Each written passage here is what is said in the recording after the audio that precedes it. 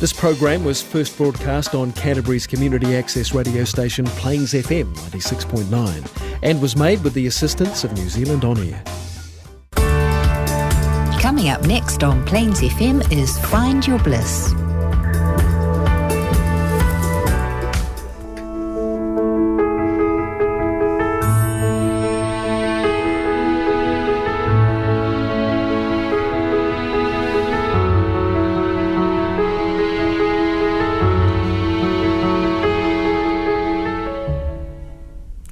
Good morning, Bliss lovers. It is Rebecca Davison here, intuition coach, founder of the Intuitive Life Academy, coming to you every Thursday morning on Plains FM at 9 o'clock to discuss all things spiritual, metaphysical, esoteric, intuitive and psychic. And today, folks, we are talking about what is love. And, you know, love has to be one of the greatest reasons for being, but I think it's really important to actually look at what love is versus what love is not, and why would we want to do this. So first up, folks, a couple of announcements, just so you guys know that it is survey time on Plains FM. So Plains FM is inviting you to have a say about your experience of the radio station. So you can actually go to the Plains FM website, and if you complete the survey, it takes about 5 minutes to do. You go into the draw to win a $100 Prezi card. So plainsfm.org.nz is where you can go to do that. So what would it take to be the winner of the Prezi card and to surprise and delight yourself? The other thing, of course, folks, is I want to talk to is Intuitive Mastery is my program, and it closes the doors on Saturday. So I've had an amazing opportunity over the last couple of weeks to speak to people who are really stepping in to develop their intuition. They're choosing to live from their soul, and they're choosing to be free of suffering. And, you know, if you're in your life at the moment and you don't think that that's actually possible, it's totally possible. It might take a little bit of practice, but it's totally possible to live a life free of suffering, to live a life free of letting go of where we expect people to show up in a particular way, or anywhere we have expectations, obligations, or attachments to others. So if you're interested in learning what it takes to really live from your intuition, or even developing it to the extent where you can do it as a career, as I do, then I'm keen to teach you everything that I've learned in regards to developing my intuition. You know, coming and doing the radio show is a very different experience from being embodied in the energies. So if that is something of interest to you, do go to my website, www.rebeccadavison.life. You can click on the link and watch the webinar there. You can also contact me for a consult as well, and we can have a conversation about that. We start next week on Monday, so that's why the doors close this Saturday. If there's any part of you that has an inkling or a feeling or a sensation that this might be something that's of benefit to you, let's have a conversation. One thing I have been talking about a lot this week is that you have to step into the unknown. Really, that is part of the process in terms of developing your intuition. You have to have enough courage to go, you know what, I don't know what's going to happen. I don't know what's going to unfold, but I'm choosing to trust in my infinite nature. I'm choosing to trust in something bigger than myself and my rational mind and my subconscious to be able to support me in the process of really stepping into being limitless. So, you know, that's why I come and share this information at the Find Your Bliss radio show in terms of what you can do to support yourself to live a limitless life. You know, life is really beautiful. It is an amazing, amazing experience. And I definitely know what it's like to be in a life experience where you're like, oh my goodness, is this it? Is this what I came to the planet for? You know, one of the things I actually have to clear in clients often is divine homesickness, where they're like, I feel like I've been dropped off on the wrong planet and I've got the wrong family and I'm having the wrong experience. To get to that place of remembering where you, on a soul level, you have actually chosen this body, this incarnation, where you come from, what your background is. On a soul level, you've chosen all of that. Why does your soul choose that? So you can experience growth, so you can experience life, and so you can learn what it takes to really go back to oneness. So what is love? So I think it's easy to start really with what love is not.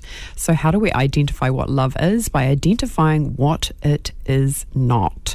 And I want to talk specifically, because when people talk about love, I mean, there's all sorts of different types of love, right? There's agape, there's platonic relationships, there's love that you would have for your neighbor, love that you would have for your siblings, love that you would have for your family, love that you would have for your community. There's all these different types of love. But I want to talk specifically to romantic love, because I think that's probably where people get bunched up the most, because it is the most intimate relationship.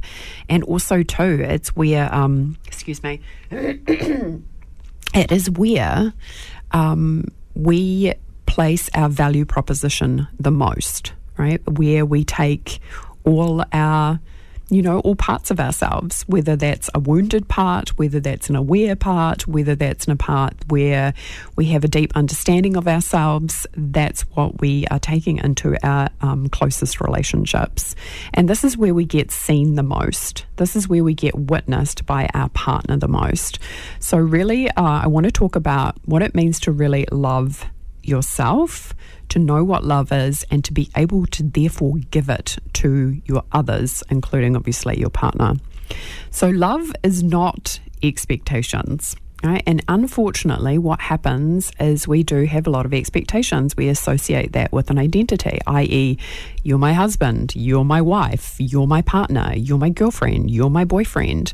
And often within that, there can be a whole bunch of unspoken expectations, right? So because you are my partner, because you're my wife, because you're my husband, then this is what I anticipate how you are going to behave.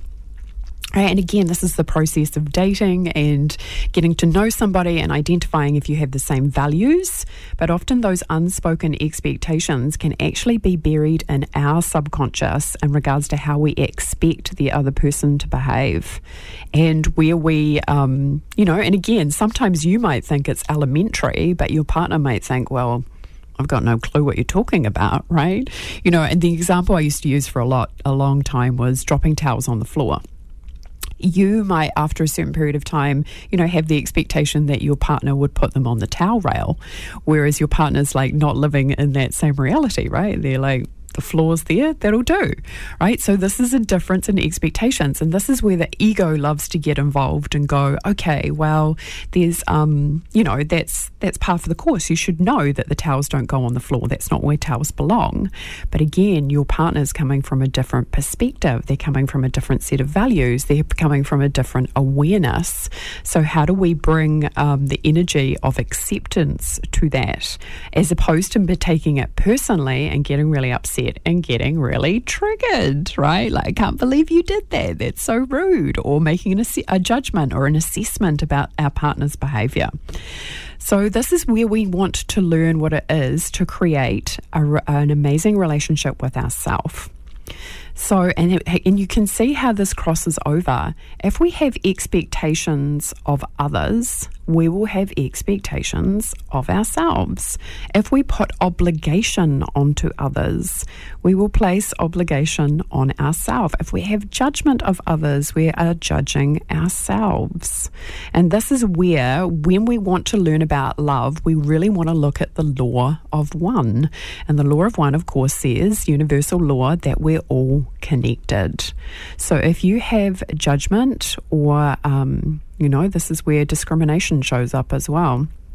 You have judgment, discrimination, contrast, and when you are looking out into the world, as opposed to seeing it through eyes of love, being able to look out into the world and go, I can see love, I can see the soul energy of people, I can see beyond their physical appearance, I can see their beating hearts, I can see what inspires them and delights them, I can see what values they have, I can see the good in them, I can choose to see them through eyes of loving acceptance. Until we get to that place, we're not really choosing to see what love really is. is, and this is for everybody. And it's not just for your romantic partner, right? You want to be able to go, the postman is an extension of me. Why? Because the postman still has the same range of feelings that I do. They are born of source energy. We are connected on a soul level. When something harms the postman, it is actually harming me. This is why we are very consciously aware of that. When we have countries where there's conflict, when we see that on the news, it pains us. When we see animals being hurt or poached, I had a conversation with a beautiful client about that last night. It pains us. Everything we see is part of our reality. That is, it's this construct of being a human on the planet Earth who has a soul and has a higher consciousness.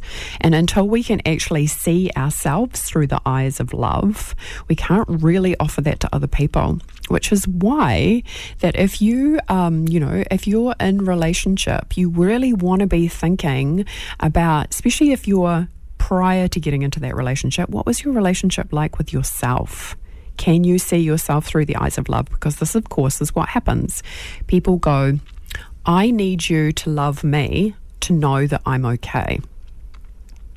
No, right? That's not true. I need to be in a relationship with a man or a woman, right? To validate my experience. No, you're going to inevitably, because all relationships, folks, are formed through your own awareness and your own mind. If you're living in a space of, I need a person to say that a particular thing, and again, there's a difference between desiring that and wanting that as in a controlling measure, versus actually, I can give that to myself. Now, what is that woman's name? The woman who wrote Feel the Fear and Do It Anyway. I think it's Susan Jeffers from off the top of my head. I have to Google it. She wrote another book. I can't remember what it's called, but she was talking about that in the book, that we need to give ourselves what we want to receive from our partners. And this is also a universal law, that you have to choose to give to yourself. Like if you want to be romanced, you want to romance yourself. If you want to experience joy, be the person who gives joy in order to receive it. Now, what happens, of course, here as well is people get messed up, especially people who are codependent, people pleasers, overgivers. They go, oh yeah, I can do that, but they don't know what it is to receive. They're happy to give, but they don't know how to receive for themselves. And then again, they get caught up in that as well, because they're expecting that if they give, that they will receive, rather than giving from a place of having their cup filled up because they've given to themselves in the first instance. So when it comes to love, it's really about learning what it is to know ourselves. I think that is really one of the most loving things that you can do, is self-inquiry. What lights me up? What do I enjoy? What are my values? How much time am I spending living to my values?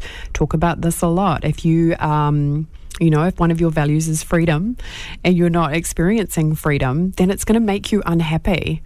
But that's on you. You can't expect your partner to create that for you when you're not choosing it for yourself.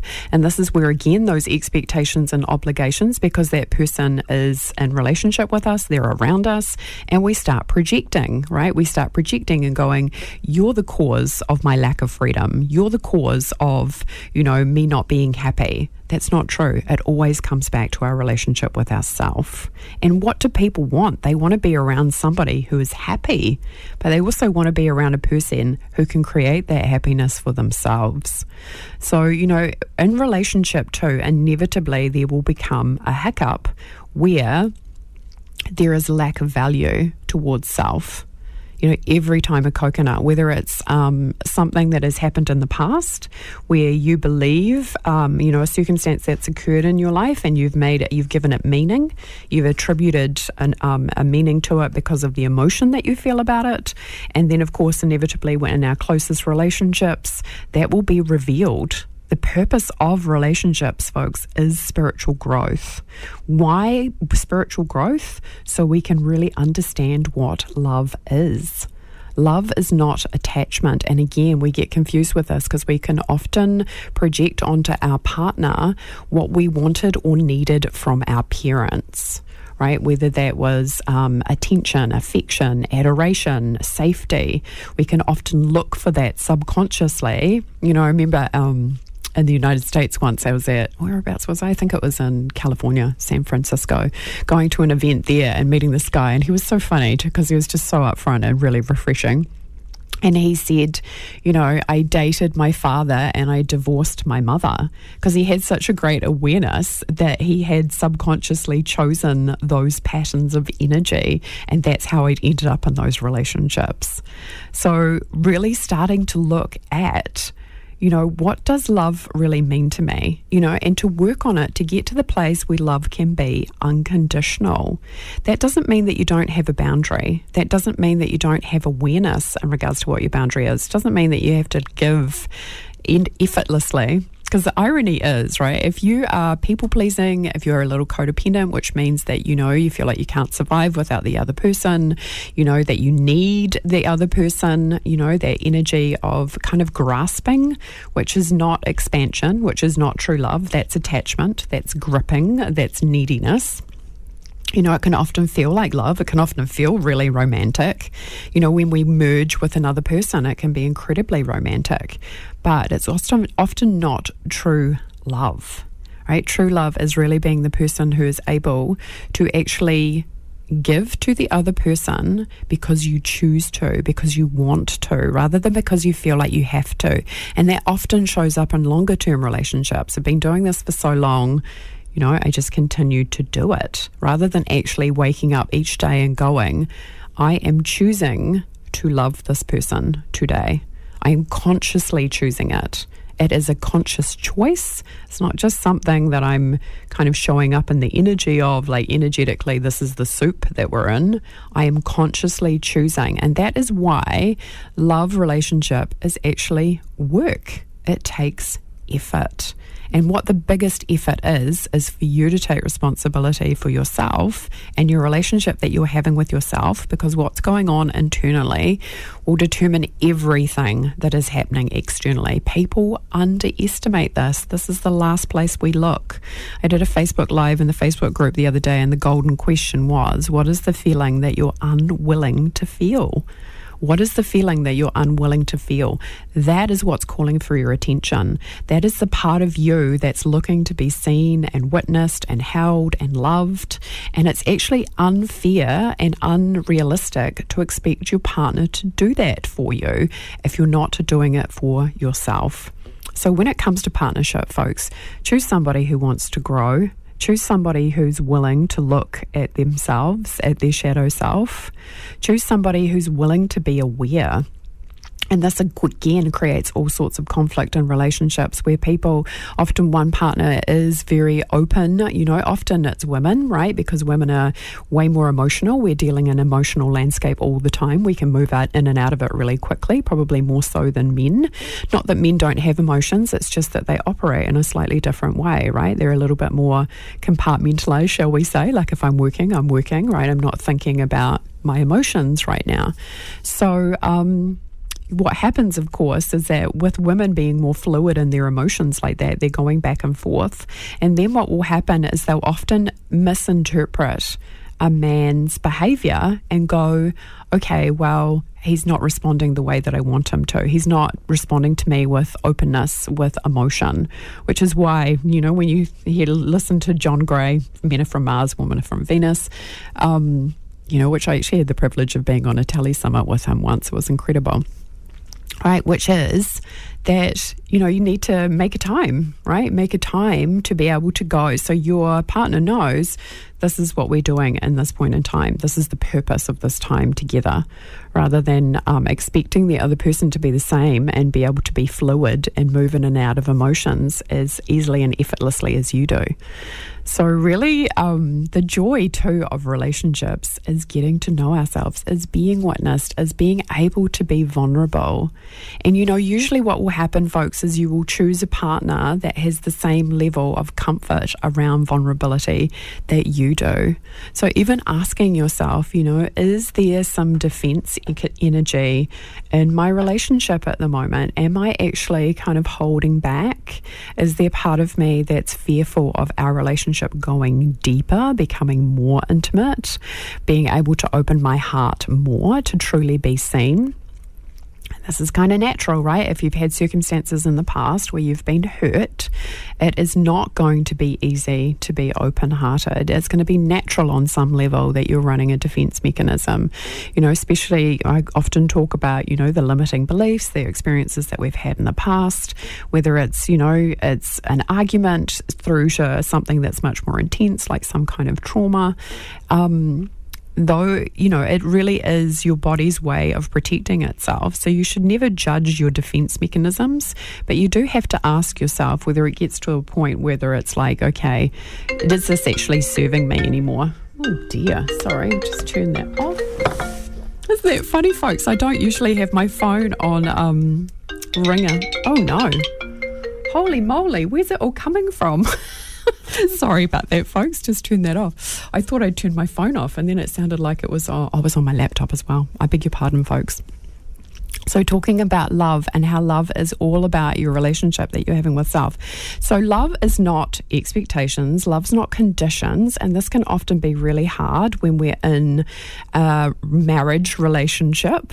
We have expectations of our partners often in terms of how they show up, what they do, how they spend their time, how they spend their money, how they spend time with the children, right? There can often be a lot of expectations there. You want to keep it open to negotiation, right? You want to keep on asking your partner, hey, you happy with how we're doing things? You don't want to just end up taking it for granted, because you know what the death of relationships can often be is routine. Get stuck into a routine and then it becomes just like an automatic process. Humans are 6 needs, right? We have a need for variety, but we also have a need for routine. So you want to make sure that you're not leaning too far into routine. Because the thing is as well, I think we often take make the assumption that we know our partner. Your partner is a limitless being in a body. Keep asking questions. Keep being curious. People change, right? And this is why, inevitably, where people do change through the context of a relationship, it can be so painful for them to let go, because they have got attached to an older version of that person. They have expectations about how that person shows up. And then what happens is that person's actually gone through an internal change, or they've got too stuck into a routine, which has just gone on and on and on for years. Especially, folks, if some of that routine has involved nagging or criticism, right? And if a person's not actually saying, look, your attitude and behavior is actually having a really negative impact on me.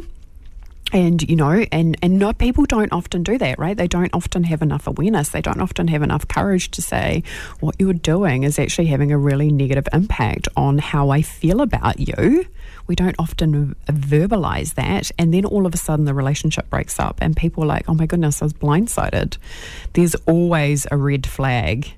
I watched something on Facebook this morning. It was Gloria Estefan and the Red Table.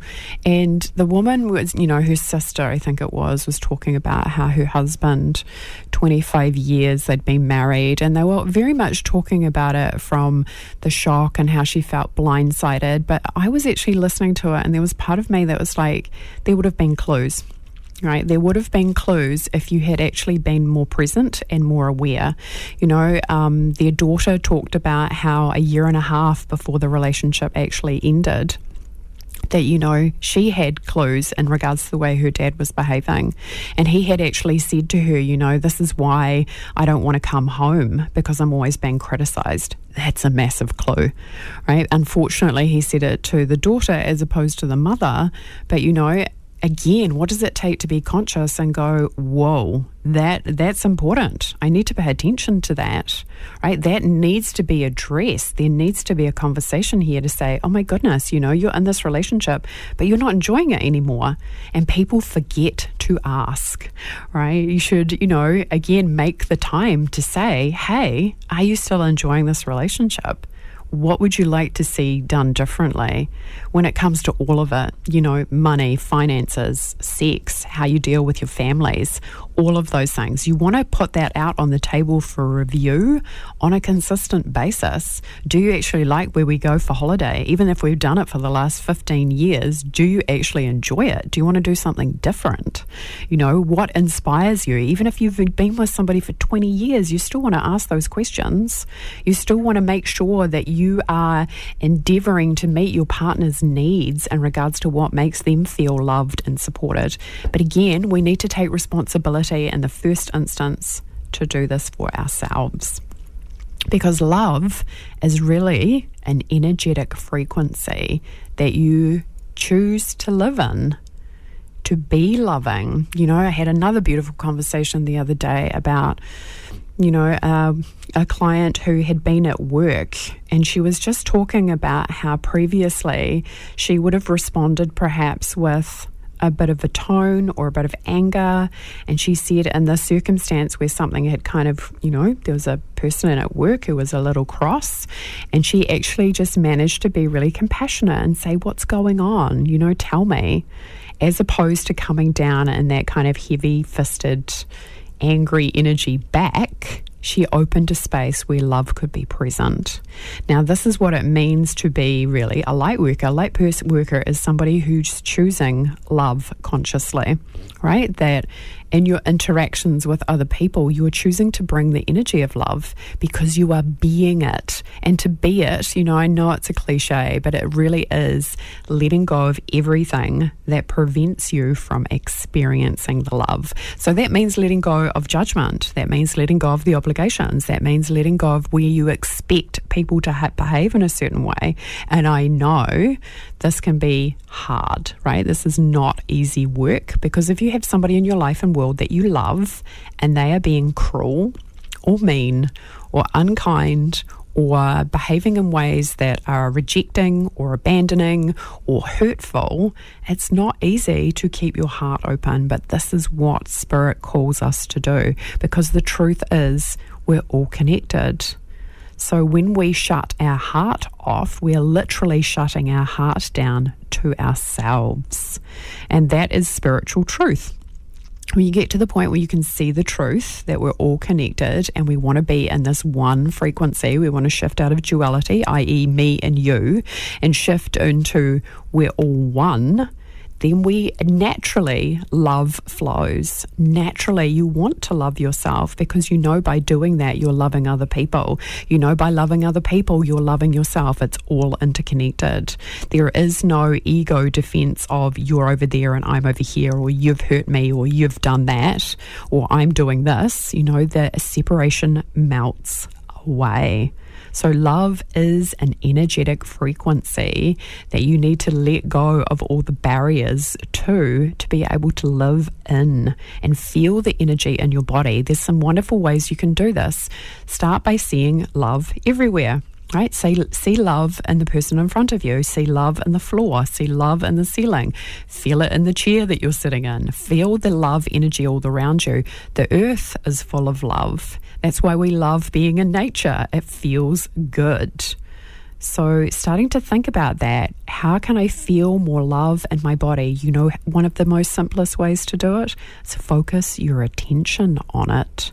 Where your attention goes, your energy is. Where your energy is, it expands. So thinking about what it is that you love. I've talked about this before so many times, using the words I love. Ask other people what they love. You'll feel if you do this in the office. I used to do this at work. What do you love? Tell me what you love. Because when people start talking about what they love, it shifts the vibration. Focus your attention on it.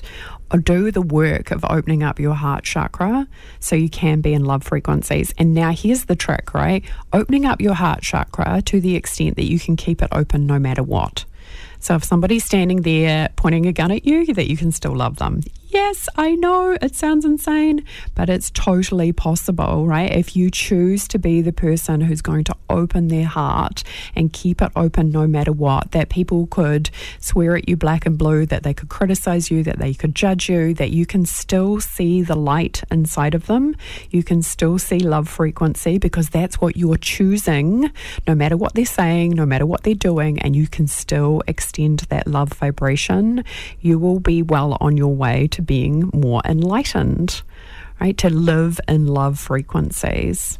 I think love, I can't remember, I think it's about 800, 600 on the scale of consciousness, but it is expanded frequency. When you're in more expanded energies, it's easier to manifest what you want. When you're in more expanded energies, it's easier to feel safer.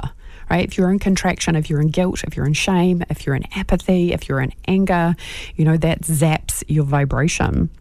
You want to do what it takes to be expanded no matter what and allow those love frequencies to move through you. That's where you get to experience joy, bliss, happiness, kindness from yourself to yourself so you can easily give it to others.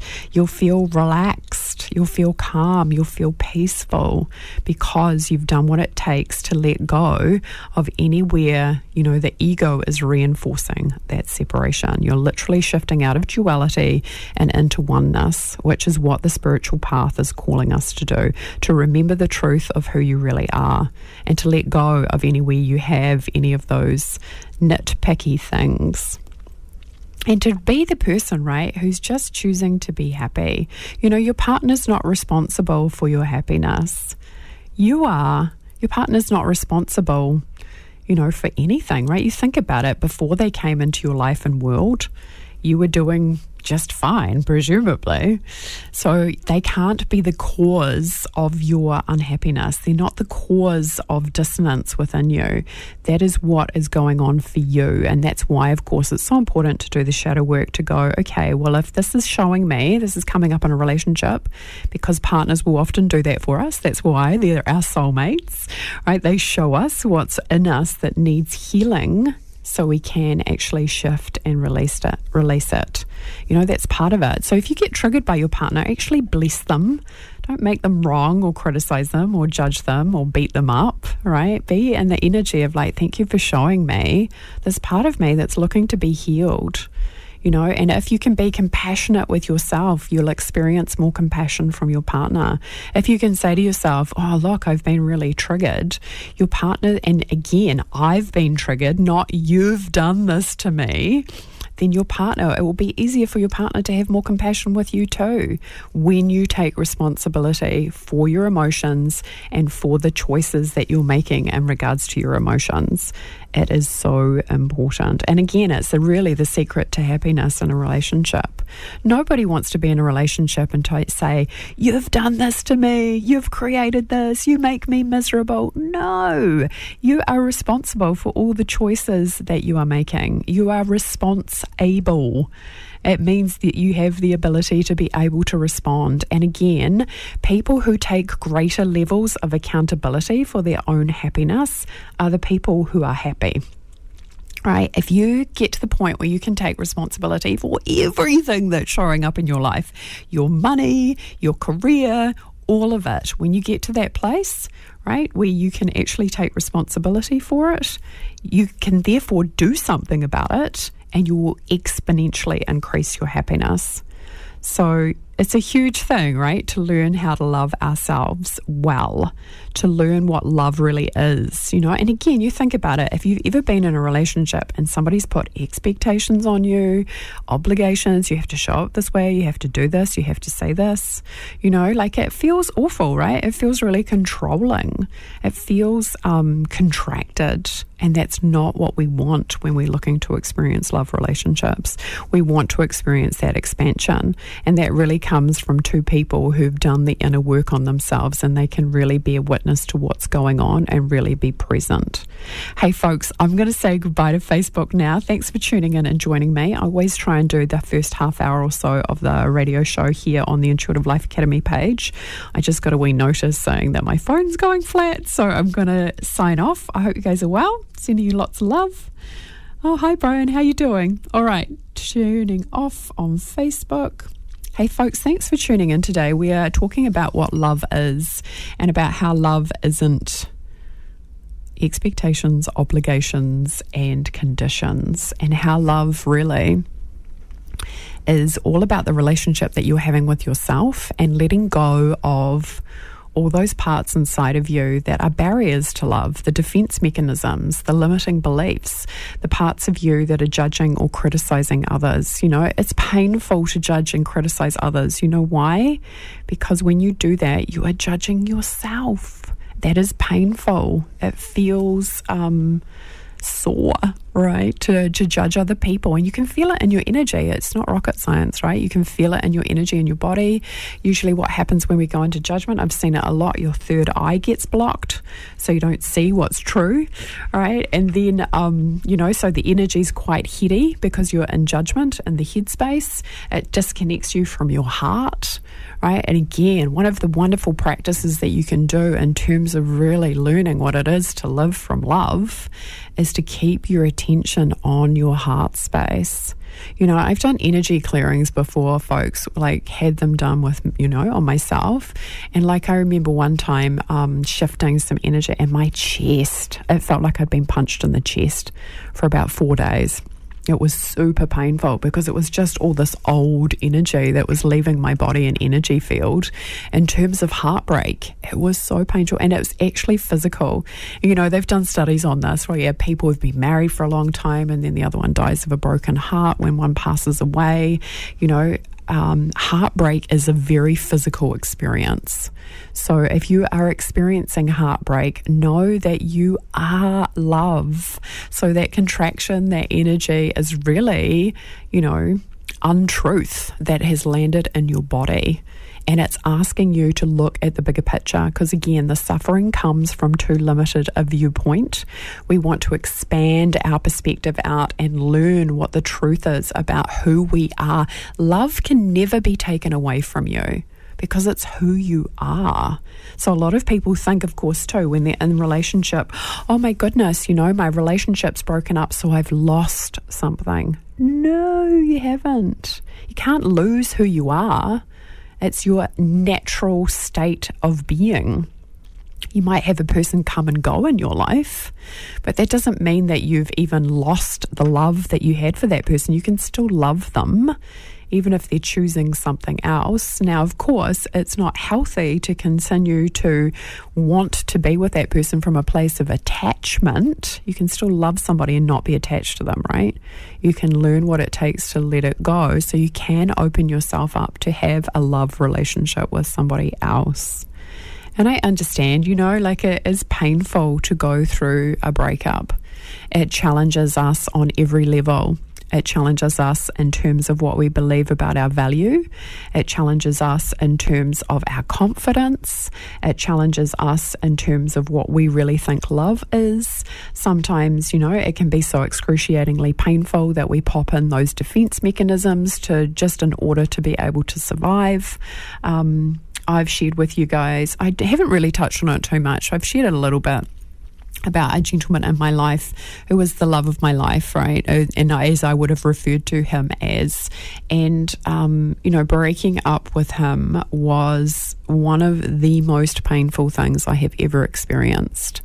I was quite young, but what I'd learnt later, which made so much sense, hallelujah, because at the time I thought I was going crazy because it was so painful, that we had travelled together in many, many, many lifetimes. He was a soulmate, and I don't want to say twin flame because that's a whole other story, and I think often that can lead to codependency, sometimes, but I'm going to talk about that one day, the twin flame / codependent journey. Twin flame being the concept, of course, that you're one soul in two bodies, which is why you magnetize to each other so strongly. And there's a real journey of spiritual growth around it. I'm still hesitant to say that this person was my twin flame, but there's a lot of similarities, let's put it that way. You know, there's a lot of push-pull. You have to learn how to balance. You have to learn how to be in your own energy. Surprise, surprise, which is all part of the spiritual growth journey. But it's often extremely difficult and extremely painful. And, you know, it's not necessarily a fun relationship either, because it's all about growth, and growth often comes through contrast. So talking about relationships, though, that pain of breaking up with somebody, you know, it can have a real physical experience. And, you know, and again, it's not always just physical. Like for me, as I discovered, it was very, very metaphysical in the respect of, you know, many lifetimes, are very energetic. You know, I can feel this person's energy very easily, and effortlessly around me. So it wasn't just about a relationship from, you know, the rational mind or the physical, this lifetime experience. It was way bigger than that. And when I learnt that, it made a lot of sense, and it actually helped a lot in terms of reconciling it. And to be fair, you know, it's still a process. If you had somebody in your life and they've really been able to meet your needs at a deep level, it can be not so easy to walk away from that. But that's not love, right? Because love is not attachment. Right? To be truly loving, we honour ourselves by going, you know, I love you, but I'm choosing what is in my highest good, because that's what love does. And then to choose to make yourself available to be present to other love, in whatever form it takes. Because the thing is if you focus on love consistently, you will see it everywhere. You know, you'll walk down the street and somebody will smile at you, and you'll be like, that's a reflection of the love that I feel inside myself. Right? You'll hear the birds singing, and you'll be like, that's a reflection of the love that I know is present within me. You will go to a concert and you'll be moved by the music, and you'll be like, that's a reflection of the love I feel inside me. And really, when you have that level of awareness, your life becomes blissful, and you're just constantly living in a state of appreciation. And this is where it's safe to keep your heart open. In fact, it's safer to keep your heart open rather than not. So you live in that constant state of flow, and you can manifest effortlessly because you are open. And I get it takes some work, right, to get to that place. It takes some witnessing yourself. It takes some self-inquiry. It takes some asking yourself, you know, is this actually true? You know, the thoughts that we can have that we break up with somebody about our own value, or they don't love me, and what have I done wrong? You know, that's not a correct way of thinking. You haven't done anything wrong. That person's just choosing something else. And even though that's not you, excuse me, even though it's not you, that doesn't mean that you have any less value. Right? Your value is not determined by somebody else's choices and behaviour. It is determined by the fact that you're here, right? You have infinite value because you're here on the planet. It means that you have incarnated from, you know, oneness, the all-pervasive, never-ending energy, and you're in a body having a human experience, and you get to have all these experiences about love, about life, about relationships, about sexuality, you know, because you get to have that choice. You know, one of the most powerful things as humans that we have at our disposal is really our power to choose and our awareness, because your life now is made up of all the relationships that you've ever had. Right? That is what your life is made up of. You know, all the choices that you've made where you went to school. I mean, some of them are probably your parents' choices, right? But also, too, you have the power to choose in every given moment, and you have the power to choose and realize that you are love. And even asking yourself that question, what would it take for the universe to show me that I am love? And have that unfold in your week. What would it take to release any barriers to knowing myself as love in a body? Right? It can totally shift your world. And literally, folks, so you might think, you know, depending on where you're at in terms of your belief, right, you might think, oh, that's not going to make any difference. I dare you, right? I dare you to even ask that question and see what unfolds for you. Because really, when you're living in those frequencies, it will just totally blow your mind. Again, I can't reiterate, and again, it's hard too, right? Just through words, but hopefully you feel it in the energy that I'm expressing to you, the ease and the comfort and the moments of grace where you go, I am connected. I am an infinite being in a body. And knowing and feeling that, which is what I would call grace, it's just the most amazing experience. It is divine. It is mystical. It is supernatural to really live in those frequencies. And again, that is what is being offered through Intuitive Mastery. Again, we start next Monday, so Monday night. So if you're interested, and the investment is super low, folks. I mean, the investment now is $555 a month, $555 a month. So it is a super low investment to learn what it takes to live from your soul. If you're interested, please do contact me, because like I said, we close the doors at 5 o'clock on Saturday. You can go to my website and just book a consult, and we can arrange a time to have a discussion about it. So important, right? The world really needs people right now who are choosing to transcend the veil of illusion and learn what love really is, and to live from that place and to be that energetic frequency. So you can walk into the room, and just by being yourself, you're lifting the vibration, because you're choosing to live in love frequency. You're choosing to live from your soul, not your mind. You're choosing to live beyond identification of your thoughts and of your body and of your physicality even. You're choosing to see the truth that we're all connected. You're choosing to transcend judgment that you have towards other people, so you can live in peace. And it takes work to get to that place where you can see life that way, because and the irony is, though, it's really an unlearning. It's unlearning a lot of the things that you have learned or you have been told are true, right? That your mind is the most intelligent part of you. That's not true. Your infinite nature is. That the education system is the most important thing. That's not true. I know plenty of people who have experienced massive success and they're dyslexic, or they haven't even gone to university, or they haven't gone to college, but they've had a burning desire, right, to know the truth, to experience, to create. They've gone out and implemented it. We get told a lot of things from society and from our education system that really don't serve us. We're still not being taught how to witness and process our emotions in the education system, which is downright horrifying, right? I was telling somebody yesterday that I was watching a documentary on feminism, and I was like, I can't believe this really just happened in the 60s. We're living in the 21st century, and we still don't have equality in so many ways, and it's just mind-blowing. But we are not going to get there if we come from a place of injustice. We're not going to get there by going, I'm right and you're wrong, right? We need to learn what it is to see ourselves in every single person. And again, this crosses all boundaries of race, colour, culture, religions. We need to see oneness in all of it to be able to set ourselves free. And that's really the journey of intuitive mastery, to know yourself deeply and to know that you are an infinite being, a part of this cosmos, and that we're all connected.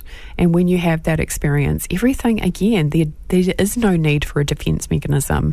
You don't need to defend yourself against anyone or anything, especially of all love. For a lot of people, love can be one of the most painful experiences. But, you need to have your heart broken for it to open up in a much bigger way, right? So you can experience more love. So you can experience love the way the universe operates, not just the human experience operates. There's always more love available. One of my favorite quotes, I think, is by, what's his name? Leo Bagascalia or something. I can't pronounce his last name. But one of his quotes is, what is the remedy for love? It's more love. That's it. Right? That's what we're all looking to experience within ourselves. But one of the most important relationships you are ever going to have is with yourself. So are you enjoying it? Are you in love with yourself? Are you in love with your life? Are you in love with your perception of reality? Are you experiencing joy in every moment just from doing whatever you're doing? Are you in acceptance of what is showing up in your life? Can you show up and still experience love, even if you have somebody in your life who's hurting, right? What does it take to be the person who can actually extend love, but not have to make it different for the other person, not have to fix it, not have to change it, right? That's really what love is, because you know what? You can't fix other people, folks. You can't change other people. They need to do it. And a lot of people don't understand that about intuitive work as well. I don't heal people. I don't fix people. I don't solve their problems. But I show them how they can do it for themselves. I show them how to find the answers for themselves. I facilitate them to step into their own power. That is way harder. I'm not going to make any bones about that, right? It's easy to tell people what to do. It's not so easy to show them how to do that for themselves, but it is way more powerful. Because if you have what you need, if you know how to go inside of yourself and find the answer to any problem or solution that you have, any problem or issue that you have, if you can find the solution, you become limitless. And the solution is always going to be found in your limitless self. That's why Einstein talked about, finding the information that would just come into his awareness, where he would play or he would daydream or he would make space to be present to the universe, and it would come into his awareness. We need to really allow ourselves to be present to this infinite nature, this energy that is all around us, that is within us, that we tune into, that we can live from, to therefore experience the power that comes from that, the power to solve every single problem, the power to be free of suffering, the power to have the courage to go and feel the feelings that are looking to be felt, what we're ignoring, what we're not looking at, what we're not facing because we're afraid. And then realizing that fear is actually a guide to show you where to go, because it shows you where love is not. So what does it take to go up to your fear and bring love and then transcend it? Watch fear melt away, literally. And the fact, because what's the opposite of fear is love. You bring the fear, bring the love, the fear melts away. And then you realize what you were afraid of. It was just an illusion that you created from your awareness, right? Oh, look at that. I've given that a story. I've given that energy because I'm saying that that's hard or tricky or I don't have the solution for that. It's not true. You have the solution inside of you. You didn't come here just to suffer and indefinitely be in that energy. Suffering has a purpose. It's to show you that something needs to be healed. It's to show you that you're out of alignment. It's to show you that you're choosing untruth and making it true and therefore reinforcing it. And I get it. I've been in incredibly painful circumstances in my life. Like when I was grieving the loss of this relationship and feeling like this is so painful, like every single cell in my body was like on fire with pain and suffering about it. But what I was really telling myself is that I am separate from this person, and I am not. See, that's the trick, right? When I had the awareness that there is no separation between me and this person, that I can still continue to love beyond attachment, beyond expectation, beyond conditions, I'm free, because your heart is coded for love. It is love frequency. It's a central processing unit in your body between your heart and your spirit, right? It's where it all connects. So you can continue to love people without attaching anything, and then you will be free. Then you will transcend into greater levels of awareness and understand what love really is, and understand that love crosses all time, space, dimension, reality, and that if you choose to love, do so freely, do so without conditions, do so without attachment, do so from a place of knowing that it just feels good to do. Right? You do it, you love the person because it feels good, for no other reason. You don't have to have any expectations, and again, if they're not showing up in a way that is loving towards you, you don't have to choose to be with that person, but you can still love them, but make sure you're doing it from a place of no attachment, because that's where we get tripped up. All right, folks, I hope today has been beneficial to you in terms of kind of looking at some aspects of, what you might not be looking at with inside of yourself. What does it take to, like I said, feel the feelings that are that you're unwilling to feel, because that will be one of your biggest transformations. If you're interested, again, in intuitive mastery, do make the connection. RebeccaDavison.life is my website, DAVISON. I'd love to connect with you. I love this work, and it brings me so much joy to see people step into their power and really evolve into the next level of awareness and to choose what is true. And love will always be true because it's who you are. Nobody can take it away from you. Nobody can rob you of it. But we really want to choose a relationship where we're telling the truth to ourselves and doing that, high level love. That song by Steve Winwood, like bring me a higher love. Higher love is free of condition, attachment, expectations, and obligations. So, folks, again, until next week on the Find Your Bliss show, I'm actually going to be interviewing the lovely Olivia from Restore. She does myofascial release. So I've got some amazing insights to share with you guys in regards to how the body stores emotion and energy, and no doubt we'll share the session that I had with her that was really profound, really intense, and brought tears to both our eyes. So that'll be fun to share with you guys on the show next week. In the meantime, take good care of yourself. Know that you are loved. And here's to your limitless self. All right, folks. Lots of love. See you later. Bye.